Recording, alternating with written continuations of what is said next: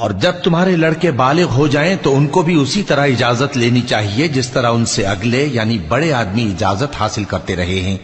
اس طرح اللہ تم سے اپنی آیتیں کھول کھول کر بیان فرماتا ہے، اور اللہ جاننے والا ہے، حکمت والا ہے۔ اور بڑی عمر کی عورتیں جن کو نکاح کی توقع نہیں رہی اور وہ زائد کپڑے اتار کر سر ننگا کر لیا کریں تو ان پر کچھ گناہ نہیں، بشرطے کہ اپنی زینت کی چیزیں نہ ظاہر کریں، اور اگر اس سے بھی بچیں تو یہ ان کے حق میں بہتر ہے،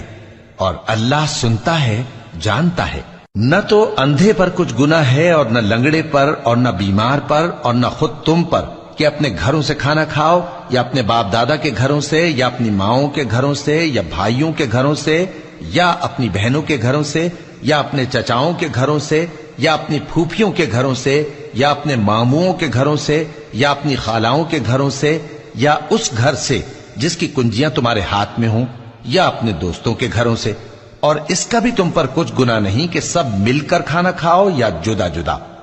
پھر جب گھروں میں جایا کرو تو اپنے گھر والوں کو سلام کیا کرو، یہ اللہ کی طرف سے مبارک اور پاکیزہ تحفہ ہے۔ اس طرح اللہ اپنی آیتیں کھول کھول کر بیان فرماتا ہے تاکہ تم سمجھو۔